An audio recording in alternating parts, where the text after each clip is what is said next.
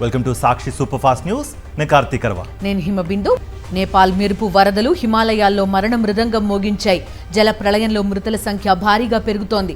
సహాయక చర్యలు ముందుకు సాగుతున్న కొద్దీ వందల్లో మృతదేహాలు బయటపడుతున్నాయి.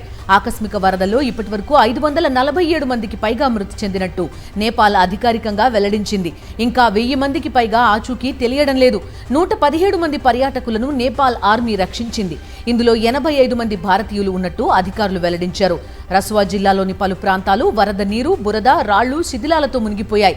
భారీగా పేరుకుపోయిన బురద, శిథిలాల కారణంగా సహాయక చర్యలకు తీవ్ర ఆటంకంగా మారుతోంది. బురదలో సమాధైపోయిన మృతదేహాలను అతి కష్టం మీద బయటకు తీస్తున్నాయి రెస్క్యూ బృందాలు. విపత్తు ప్రాంతం నుంచి వేల మందిని హెలికాప్టర్ల ద్వారా సురక్షిత ప్రాంతాలకు తరలిస్తున్నాయి. అప్పర్ త్రిశూలి 1 హైడ్రో పవర్ ప్రాజెక్టులోని ఓ టన్నెల్లో కార్మికులు చిక్కుకున్న ప్రదేశంలో రెస్క్యూ ఆపరేషన్ కొనసాగుతోంది. ఇప్పటి వరకు ఇక్కడ 350 మందిని ఆర్మీ రక్షించింది. ఇందులో 63 మంది ఇండియన్స్ ఉన్నట్టుగా అక్కడి ప్రభుత్వం వెల్లడించింది. మరో 100 మంది వరకు టన్నెల్ లోపల చిక్కుకుని ఉంటారని సమాచారం. టన్నెల్ ప్రవేశ, నిష్క్రమణ మార్గాలు బురద, శిథిలాలతో కప్పుకుపోవడంతో వాటిని గుర్తించడం కూడా సవాల్గా మారింది.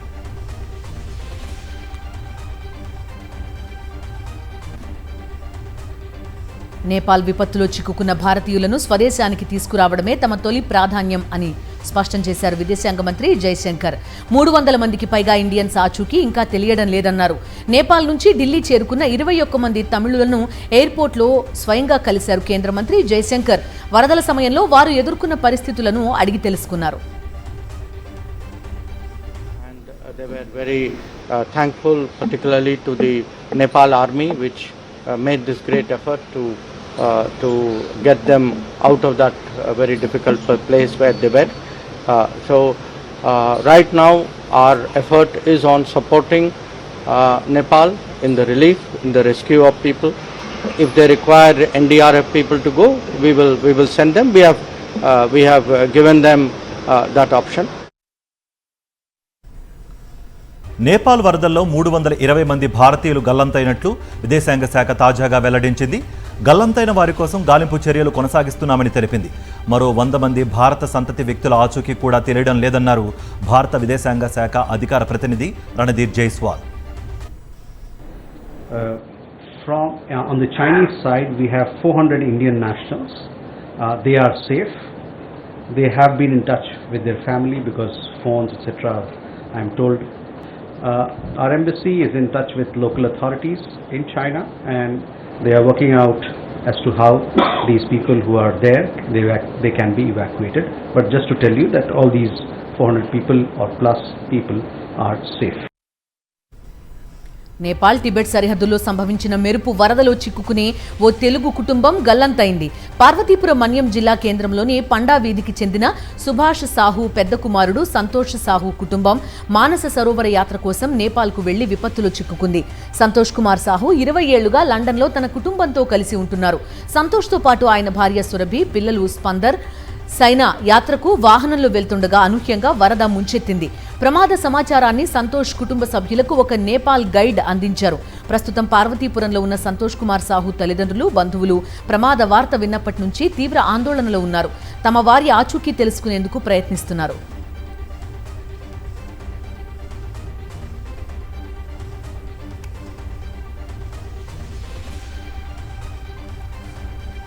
హైదరాబాద్ రాయదుర్గంలో భూమికి మరోసారి రికార్డ్ ధర పలికింది. టీజీఐఐసీ వేలంలో ఎకరం ధర 269 కోట్ల రూపాయలు పలికింది. రాయదుర్గం పాన్ మక్తలో భూమికి టీజీఐఐసీ వేలం వేయగా మొత్తం 5.38 ఎకరాలను దక్కించుకుంది వంశీరామ్ బిల్డర్స్. ఇటీవల ఇదే ప్రాంతంలో జరిగిన వేలంలో ఎకరా 264 కోట్ల రూపాయలు పలికింది.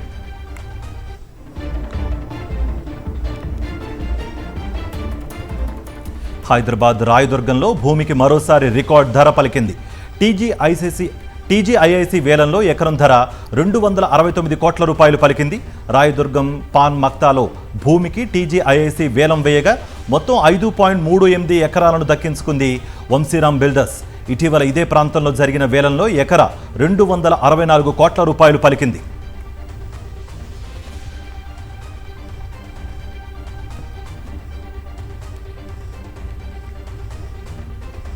తెలంగాణ రాజకీయాల్లో గత కొన్ని రోజులుగా హాట్ టాపిక్ గా మారిన సీఎం రేవంత్ రెడ్డి కొండా ఫ్యామిలీ వివాదంలో ఇప్పుడు రాజీ సంకేతాలు కనిపిస్తున్నాయా? కుమార్తె కొండా సుస్మిత సీఎం రేవంత్ రెడ్డిని ఉద్దేశించి చేసిన సంచలన కామెంట్స్ తో మొదలైన వివాదం ఆ తర్వాత రాజకీయంగా తీవ్ర దుమారం రేపింది.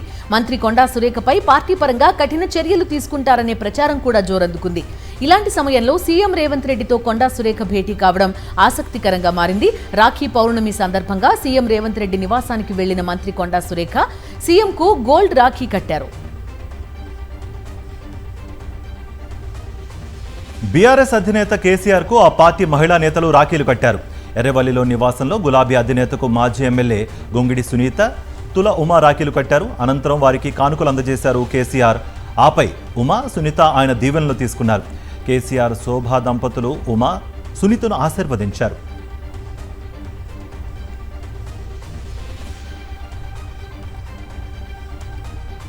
హైదరాబాద్ పరిధిలో తెలంగాణ ప్రభుత్వం నిర్మించనున్న ఇందిరమ్మ టవర్స్ లో ఫ్లాట్ల కేటాయింపుకు లక్కీ డ్రా ప్రక్రియ ప్రారంభమైంది. ఈ సందర్భంగా రాజేంద్రనగర్ నియోజకవర్గంలోని మైలార్దేవుపల్లి, లక్ష్మీగూడలో ఆసక్తికరమైన సన్నివేశం ఎదురైంది. లక్కీ డ్రా టోకెన్ ని ఓ బాలుడితో తీయించగా ఆ చిన్నోడి కుటుంబాన్నే ఇల్లు వరించడం అందరినీ ఆశ్చర్యానికి గురిచేసింది. మరోవైపు ఇవాల్టి నుంచి ఈ నెల 31వ తేదీ వరకు హైదరాబాద్లోని 16 అసెంబ్లీ నియోజకవర్గాల్లో సుమారు 8,000 ఫ్లాట్లకు లక్కీ డ్రా నిర్వహిస్తున్నట్టు మంత్రి పొంగులేటి శ్రీనివాసరెడ్డి తెలిపారు. రోజుకు 4 నియోజకవర్గాల చొప్పున ఈ లక్కీ డ్రా ప్రక్రియ కొనసాగుతుందని చెప్పారు. క్యూర్ పరిధిలో తొలి విడతలో భాగంగా 1,00,000 ఇళ్ల నిర్మాణాన్ని లక్ష్యంగా పెట్టుకున్న ప్రభుత్వం కృత నిశ్చయంతో ముందుకు సాగుతోందని మంత్రి పొంగులేటి స్పష్టం చేశారు.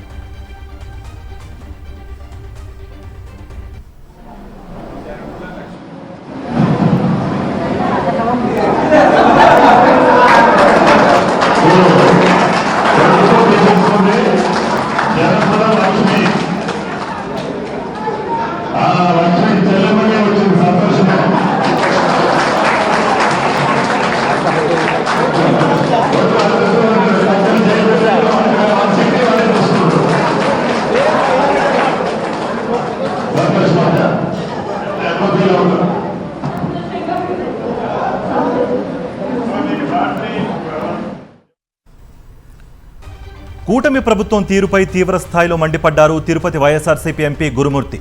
National institute of electronics and information technology సంస్థను తిరుపతి నుంచి అమరావతికి తరలించడం దారుణం అన్నారు. భూముల ధరలు పెంచుకునేందుకు NIE-LIT పై కన్నేశారని, క్వాంటమ్ పేరుతో నైలిట్ వర్సిటీని లాక్కుంటున్నారని మండిపడ్డారు.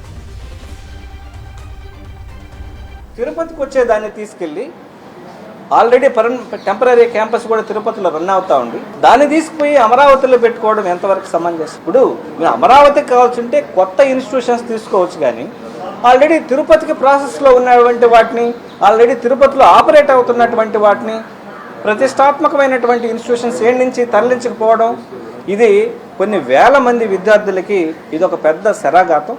దీన్ని వైఎస్ఆర్ కాంగ్రెస్ పార్టీ నుంచి తీవ్రంగా ఖండిస్తాము.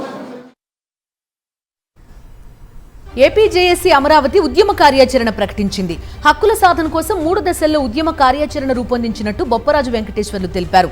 తొలి దశలో ఈ నెల 31 నుంచి సెప్టెంబర్ 11 వరకు నిరసనలు, 31న కలెక్టర్లకు ఉద్యమ నోటీసులు ఇవ్వనున్నట్టు వెల్లడించారు ఆయన. అలాగే సెప్టెంబర్ 15 నుంచి 26 వరకు రెండో దశ ఆందోళనలు నిర్వహిస్తామన్నారు. సెప్టెంబర్ 15 నుంచి వర్క్ టు రూల్ ఉంటుందన్నారు.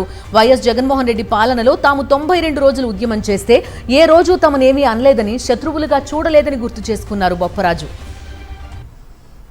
అప్పుడు 22వ తారీఖున జరిగినటువంటి చర్చలు 5 గంటల పాటు సుదీర్ఘంగా చర్చలు జరిగినాయి.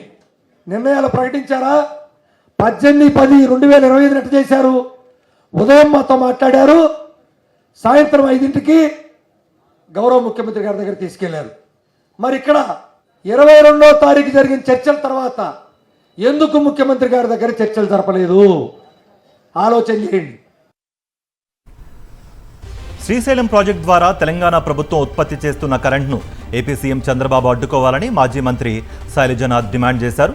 శ్రీకాకుళంలో విద్యుత్ ఉత్పత్తి ఆపడంలో నిర్లక్ష్యం వహిస్తే పెద్ద ఎత్తున ఉద్యమించడానికి సిద్ధమని ఆయన హెచ్చరించారు. రాష్ట్రంలో ఎప్పుడూ లేని విధంగా కరువు పరిస్థితులు నెలకొన్నాయని అన్నారు. మంత్రి ఏమో, వ్యవసాయ శాఖ మంత్రి ఏమో నా నాయకత్వంలో విపరీతంగా రైతులు ఆనందంగా సంతోషంగా ఉన్నారని చెప్తారు.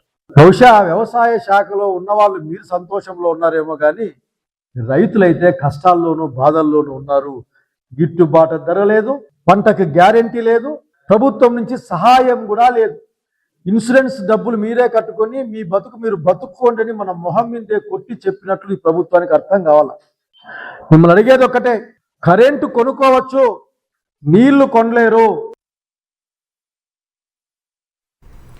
రాయలసీమ రైతులకు నీరివ్వడానికి సీఎం చంద్రబాబుకు మనసు రాలేదని మండిపడ్డారు మాజీ ఎమ్మెల్యే వై విశ్వేశ్వర్ రెడ్డి. అనంతపురం జిల్లా ఉరవకొండలో రైతులతో కలిసి అనంతపురం బళ్ళారి హైవేపై రాస్తారోకో నిర్వహించారు. తుంగభద్ర శ్రీశైలం ప్రాజెక్టుల్లో నీరు ఉన్నా ఆయకట్టు రైతులకు సాగునీరు ఎందుకు విడుదల చేయలేదో సీఎం చంద్రబాబు సమాధానం చెప్పాలని రైతులు డిమాండ్ చేశారు.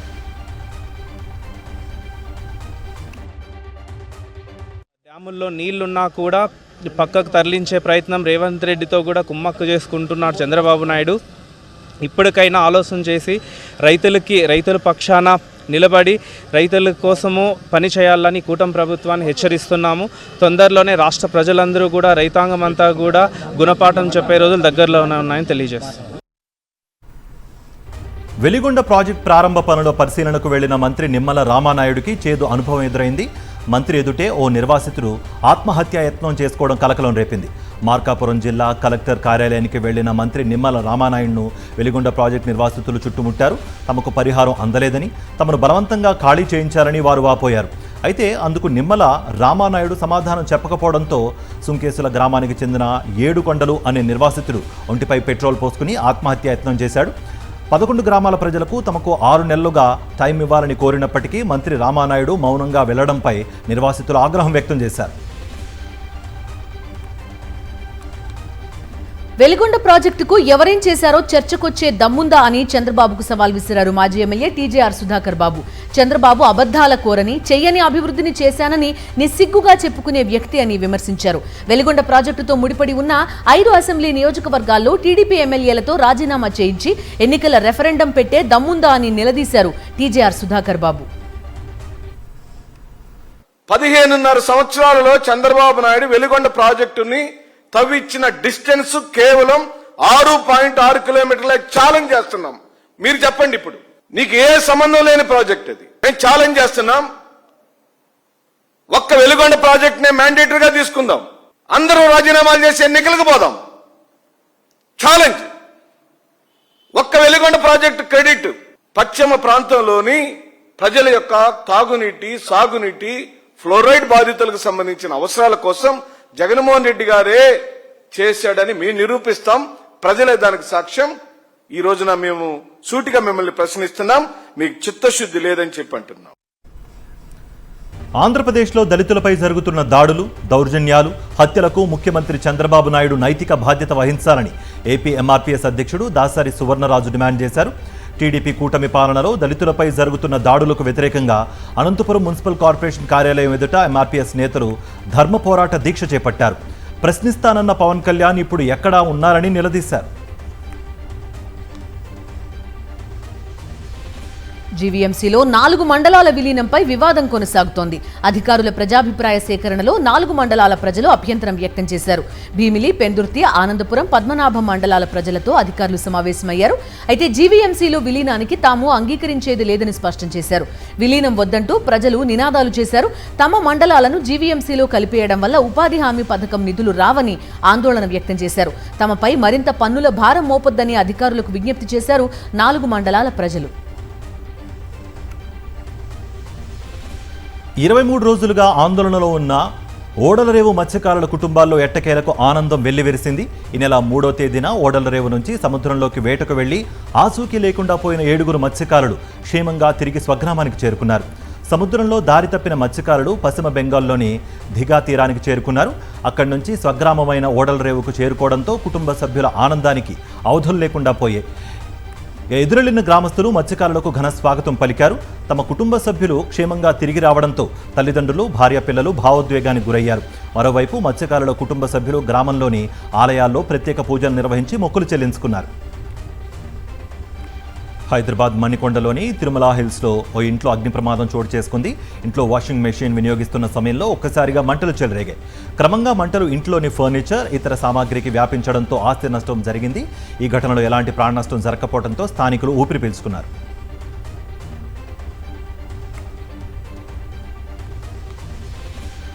పశ్చిమ గోదావరి జిల్లా యలమంచిలి మండలం చించినాడలో విషాద ఘటన చోటు చేసుకుంది. అప్పుల బాధ భరించలేక దంపతులు గోదావరిలో దూకి ఆత్మహత్యాయత్నానికి పాల్పడ్డారు. అయితే వారి 3 ఏళ్ల కుమారుణ్ణి బ్రిడ్జ్ పైనే వదిలేసి దంపతులు గోదావరిలోకి దూకడం కలకలం రేపింది. వేల్పూర్కు చెందిన సాయికృష్ణ, శిరీష దంపతులుగా వీరిని పోలీసులు గుర్తించారు. రాత్రి సమయంలో చించినాడ బ్రిడ్జ్ వద్దకు వెళ్లిన దంపతులు వారి 3 ఏళ్ల కుమారుణ్ణి అక్కడే వదిలేసి వశిష్ఠ గోదావరిలోకి దూకారు. అక్కడే వదిలేసిన బాలుడు ఏడుపు విని స్థానికులు పోలీసులకు సమాచారం ఇచ్చారు. దీంతో వారి కోసం పోలీసులు గాలిస్తున్నారు. వ్యాపారంలో నష్టం రావడంతో సాయి దంపతులు అప్పుల పాలయ్యారు. అప్పు చెల్లించాలని సాయి దంపతులపై ఒత్తిడి తేవడంతో భరించలేక గోదావరిలో దూకినట్టు బంధువులు చెబుతున్నారు.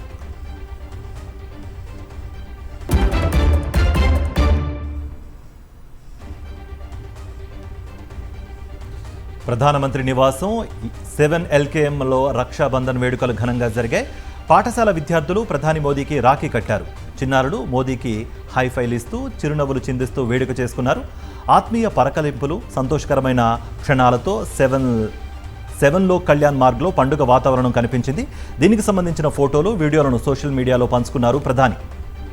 రాఖీ పండుగ వేళ ఉత్తరప్రదేశ్లో విషాదం. రక్షాబంధన్ వేడుకల కోసం 20,000 మంది మహిళలను ఆహ్వానించగా భారీగా తరలిరావడంతో కార్యక్రమ ప్రాంగణం కిక్కిరిసిపోయింది. వర్షాన్ని సైతం లెక్క చేయకుండా మహిళలు వేడుకలకు హాజరయ్యారు.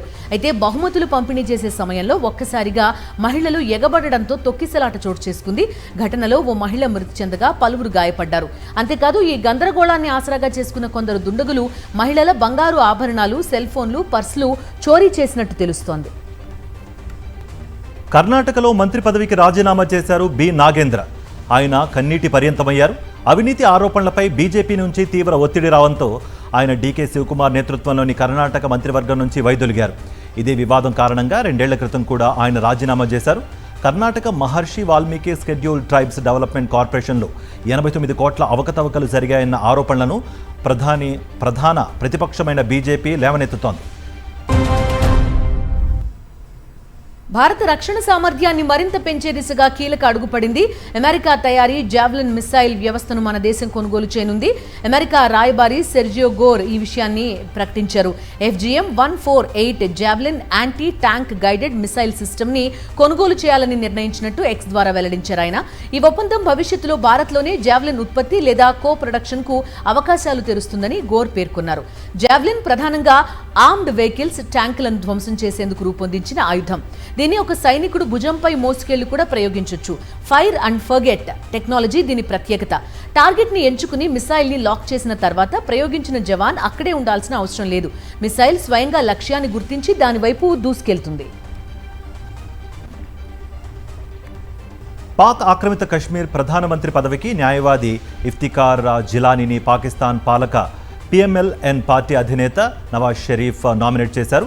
ఇవాళ POK శాసనసభ లాంఛనంగా ప్రధానమంత్రిని ఎన్నుకునే అవకాశం ఉంది. POK శాసనసభ ఎన్నికలు 3 విడతలుగా జరిగాయి. హింసాత్మక నిరసనలు, భారీ రిగ్గింగ్ ఆరోపణల మధ్య ఇవి సాగాయి. ఇఫ్తికార్ జిలానీ ముస్తఫరాబాద్ నియోజకవర్గం నుంచి శాసనసభకు పోటీ చేసి పాకిస్తాన్ పీపుల్స్ పార్టీ అభ్యర్థి సర్దార్ ముఖ్తార్ అహ్మద్ ఖాన్ అబ్బాసీ చేతిలో ఓడిపోయారు. POK శాసనసభలో మొత్తం 53 స్థానాలు ఉండగా వీటిలో 45 స్థానాలకు ప్రత్యక్ష ఎన్నికలు జరుగుతాయి. మిగతా 8 స్థానాలను మహిళలు, టెక్నోక్రాట్లు, మతాధికారులు కేటాయించారు.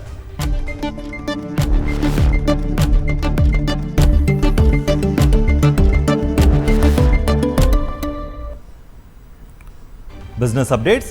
దేశీయ స్టాక్ మార్కెట్లు లాభాల్లో ముగిశాయి.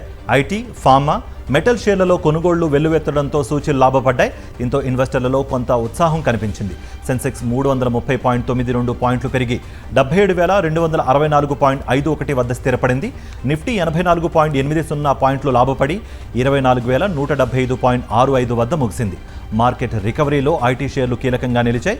TCS, టెక్ మహీంద్రా, ఇన్ఫోసిస్ నిఫ్టీలో ప్రధాన లాభాల్లో ఉన్నాయి.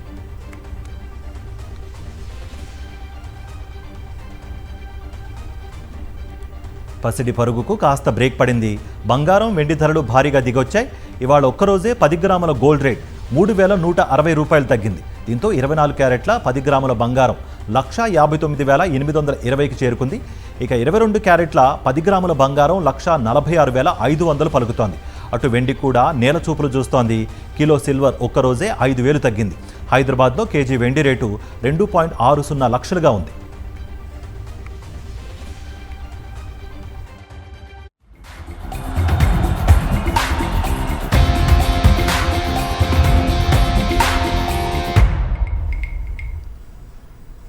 టీమిండియా మాజీ క్రికెటర్ సంజయ్ బంగర్ కుమార్తె అనయా బంగర్ తమ దేశం తరపున క్రికెట్ ఆడేందుకు క్రికెట్ ఆస్ట్రేలియా అనుమతినిచ్చింది. అయితే క్రికెట్ ఆస్ట్రేలియాపై South Africa star all rounder Marizanne Kapp బహిరంగంగా విమర్శలు గుప్పించారు. ట్రాన్స్జెండర్ అథ్లెట్గా అనయా బంగర్ క్రికెట్ ఆడేందుకు అనుమతించకూడదు అంటున్నారు. ఈ విషయంలో క్రికెట్ ఆస్ట్రేలియా అవలంబిస్తున్న వైఖరి పట్ల తాను తీవ్ర అభ్యంతరం వ్యక్తం చేస్తున్నట్టు తెలిపారు. భారత యువ గ్రాండ్ మాస్టర్ ఆర్ ప్రజ్ఞానంద చెస్లో సరికొత్త చరిత్ర సృష్టించాడు. అమెరికాలోని సెయింట్ లూయిస్లో జరిగిన గ్రాండ్ చెస్ టూర్ ఫైనల్స్లో అద్భుతమైన పునరాగమనం చేసి టైటిల్ను సొంతం చేసుకున్నాడు. డిఫెండింగ్ ఛాంపియన్ ఫాబియానో కరునావా పై ప్రజ్ఞానంద 15-13 తేడాతో విజయం సాధించాడు. ఆఖరి రోజు ఆట ప్రారంభంలో 6 పాయింట్ల వెనుకంజలో ఉన్న ప్రజ్ఞానంద వరుసగా 2 ర్యాపిడ్ గేమ్లను గెలిచి ఆధిక్యంలోకి వచ్చాడు. దీంతో గ్రాండ్ చెస్ టూర్ తొలి టైటిల్ను తన ఖాతాలో వేసుకున్నాడు. దాదాపు 2 కోట్ల ప్రైజ్ మనీని ప్రజ్ఞానంద గెలుచుకున్నాడు. దీంతో వచ్చేడాది జరిగే గ్రాండ్ చెస్ టూర్కు నేరుగా అర్హత సాధించాడు.